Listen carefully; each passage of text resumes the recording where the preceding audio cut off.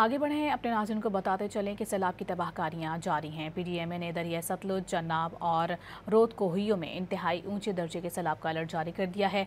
Head तरीमू से निकलने वाला सैलाबी रेला 48 घंटों में मुल्तान पहुंचेगा। डिप्टी कमिश्नर मुल्तान ने वाज़ेह किया है कि नए सैलाबी रेले की शिद्दत में ज़्यादा इजाफा हुआ तो शगाफ डालने पर दोबारा गौर किया जाएगा। दरियाई इलाकों के मकीन को दोबारा घरों को जाने से गुरेज करने की हिदायत भी की गई है। दरिया चन्नाब के दरियाई बंदों पर दबाव बरकरार है। पंजाब के दरियाओं में इंतहाई ऊंचे दर्जे के सैलाब का अलर्ट जारी कर दिया गया। पीडीएमए के मुताबिक हेड तरीमो से निकलने वाला सैलाबी रेला 48 घंटे में मुल्तान पहुंचेगा।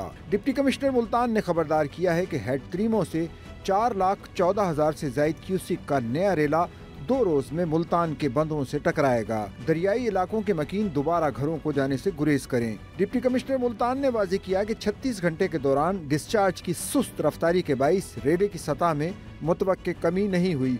कोशिश है कि ज्यादा से ज्यादा शहरियों को फ्लड रिलीफ कैंप्स में मुंतकिल करें। नए सैलाबी रेले की शिद्दत में ज्यादा इजाफा हुआ तो शिगाफ डालने पर दोबारा गौर करेंगे। पंजाब के मुतादिद अजला में सैलाबी सूरत हाल बदस्तूर बरकरार है। ताज़ा तरीन रिपोर्ट्स के मुताबिक मुल्तान की जिले इंतजामिया हेड तरीमो से निकलने वाले नए सैलाबी रेले की आमद के बाइस दोबारा रेड अलर्ट पर मौजूद है। DGPDMA इरफान अली काठिया ने वाज़ेह किया कि दरिया सतलुज गंडा सिंह वाला के मकाम पर इंतहाई ऊंचे दर्जे के सैलाब की सूरत हाल बरकरार रहेगी।